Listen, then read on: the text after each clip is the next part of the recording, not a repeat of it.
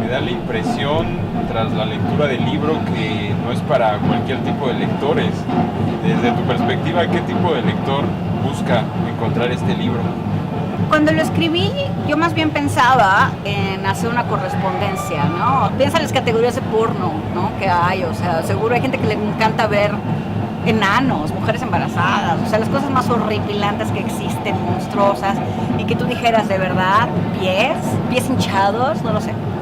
Y yo creo que cuando uno escribe, también está pensando, no quiero decir la palabra en un lector como uno, porque eso sería medio complicado, porque no puedes estar espejeándote todo el tiempo, ¿no?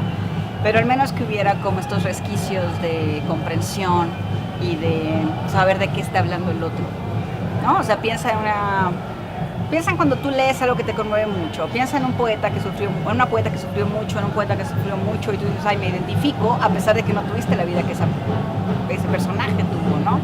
O vas al cine a conmoverte, ¿no? O vas al cine a divertirte, y a veces se te olvida después lo que viste, y también creo que la escritura también tiene que ver un poco con eso, con un poco la expiación, ¿no? Salir de ahí y decir, ay, me pudo haber pasado a mí, qué bueno que no me pasó, o también me pasó así, pero nunca lo había repensado, nunca había recapacitado sobre esos sucesos emocionales o físicos, ¿no?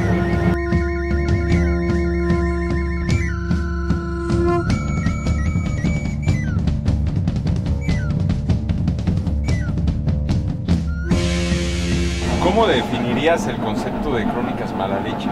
Pues son crónicas donde te sale lo peor, ¿no? O sea, esto de que nos enseñan a siempre amar al otro y pensar bien de los demás, ¿no? Y llega un momento en que uno rompe con eso y es como muy liberador.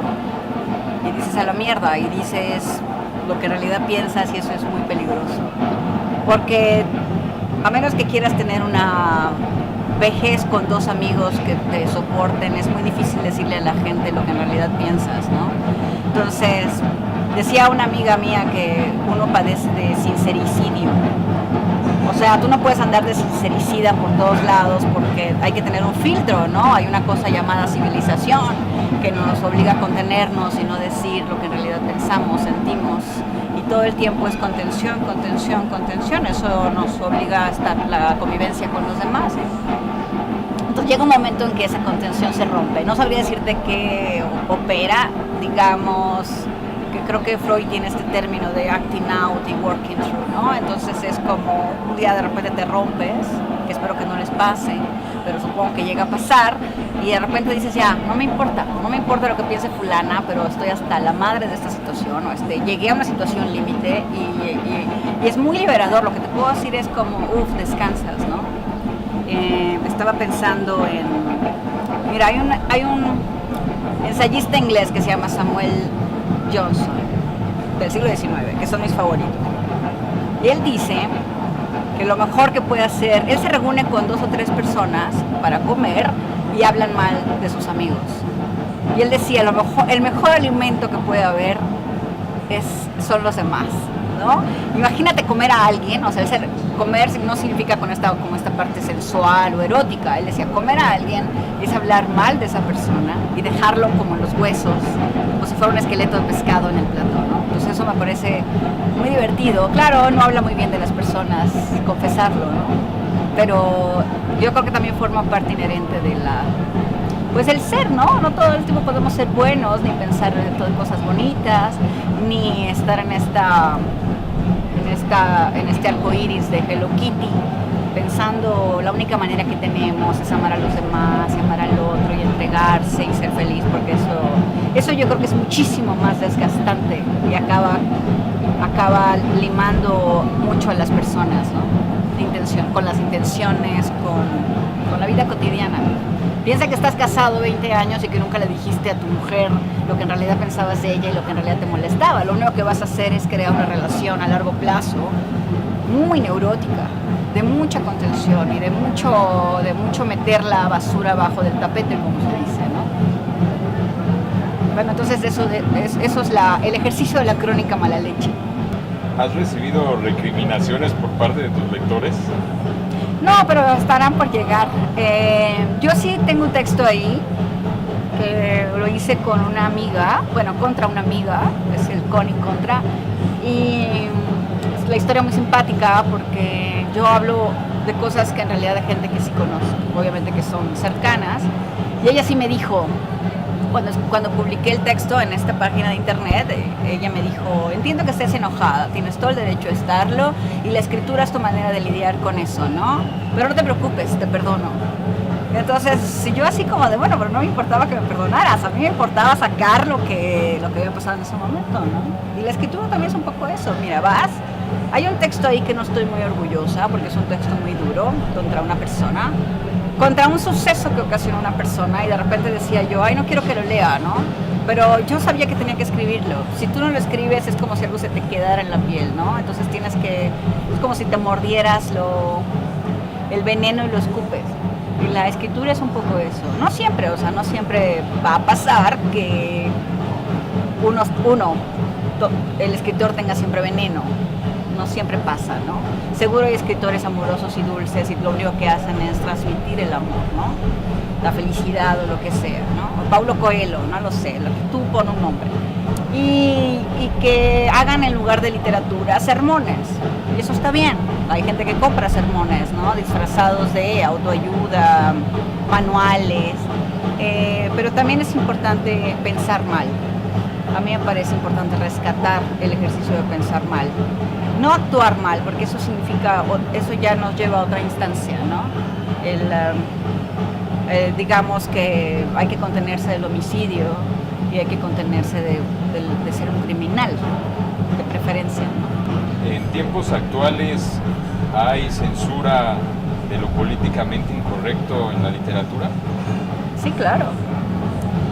Es muy difícil, ¿no? O sea, es muy difícil decir, no sé, estás escribiendo a alguien en la barra, ¿no? En la barra, estás en un bar y de repente dices, pues era moreno, tenía facciones indígenas, ya se vuelve todo tan observado que se vuelve difícil de repente zafarse un poco de los prejuicios que uno llega a tener, ¿no? Aun cuando tú no piensas que tienes prejuicios, uno se siente limpio, pero no es así, ¿no? Pero la corrección política también ha hecho difícil algunas cosas, ¿no? El humor, por ejemplo, la ironía, el sarcasmo, o sea, pienso en Novo, pienso que habría hecho Novo si se hubiera preocupado por la corrección política, si lo que más le importaba era hacer un cartucho de dinamita él solo, ¿no? ¿Y qué importa si la casa explota? Eso era lo que es Novo, ¿no? Bueno, eso es lo que es el trabajo de Novo, quiero decir. Ibargüengoitia, o no sé. Mira, Kapuscinski, que es uno de mis cronistas favoritos, tiene uno de sus libros, déjame recordar, creo que es Ébano, publicado en Anagrama, tiene un texto de un sujeto que de repente está en una especie de casa que parece que es como un bar local en un pueblo en Sudáfrica, ¿no? Y él empieza a hablar de las características de este líder. Y aunque yo decía, él no puede evitar a veces tomar partido, y se le nota, ¿no? Y mira que era un reportero de guerra, un corresponsal de guerra. Y aún así él tomaba partido. Y ahora pienso que Kapuscinski, con ciertas cosas que él decía, ¿no? Por ejemplo, él hacía alusión a la educación. Muchos de los líderes sudafricanos habían recibido educación inglesa. Habían ido a Londres a estudiar y se regresaron y empezaron movimientos revolucionarios en Sudáfrica. Y él decía, él hacía esta cuestión de la educación occidental que sirve para hacer la revolución en África. Entonces yo decía, a veces Kapuscinski podría ser ahora visto bajo la lupa, ¿no? Y desde muchísimas cuestiones políticas, raciales, sociales. Obviamente la mayoría de sus personajes son hombres, etcétera. Entonces ahora sería un escritor políticamente incorrecto. Muchas de las cosas que él dice, pasadas por la lupa de la corrección política, podrían haber sido editadas, ¿no? Censuradas, o como quieras llamarle, ¿no? Corregidas, pasadas por otro tamiz, ¿no? Desviadas. ¿El escritor actual tiene algún compromiso o algún deber con la honestidad? Pues yo no sé si el escritor tal cual. Acabo de estar en la librería Jorge Cuesta y estaba estaban hablando del compromiso social, ¿no? De repente me sentí como en los años 60, ¿sabes? Así como de, ¿no? A mí siempre me ha dado miedo la idea de una literatura de compromiso social. Por un lado, me parece absolutamente válido si estás en ello y lo asumes con tu plena conciencia y tu plena libertad. Pero por otro lado, a mí me da cosa que es como si fuera una cuestión de un lema per se y ahí te quedaras, ¿no? Porque yo creo que hay muchísimo más por hacer. Me preocupa mucho la idea de que solo te quedes en la denuncia o en el panfleto o en hacer una campaña, a lo que sea, ¿no? O sea, al movimiento gay, o a las mujeres, a los negros de la costa oaxaqueña, o sea, que todo se quede como en una ola inscrita en un tiempo determinado y en un espacio determinado. Y sobre la honestidad, pues yo diría que al menos en mi caso es lo que uno pretende, ¿no? Pero aún cuando sea crónica lo que uno escribe, es importante notar que hay un trabajo de ficción, ¿no? Es decir, 20% de lo que cuento es verdad, de verdad, o sea, la verdad real de lo que pasó, y la otra es una cuestión de, para que funcione la literatura, tiene que haber una construcción ficcional. O sea, es decir, esto parte de algo, pero también se transformó en otra cosa, ¿no? Lo exagero, lo llevo al otro extremo, veo qué pasa si estiro, ¿no? Si estiro el acontecimiento o el suceso, y entonces hablo de otra cosa y remato. Y eso es un truco, porque la literatura es un truco, o sea, si no, pues haría uno testimonio, ¿no? Haría uno literatura confesional o literatura de contar el diario de por qué vivo en esta ciudad y lo que hago diario y lo que comí diario, ¿me entiendes? Y se vuelve otra cosa. Se vuelve una liberación, pero de otro lado, no literario. Llévelo, está editado por Camelot América y es un libro que yo creo que los va a pasar un buen rato, se van a identificar, lo van a tirar, lo van a detestar, pero bueno, yo creo que va a ser una experiencia divertida. Muchísimas gracias.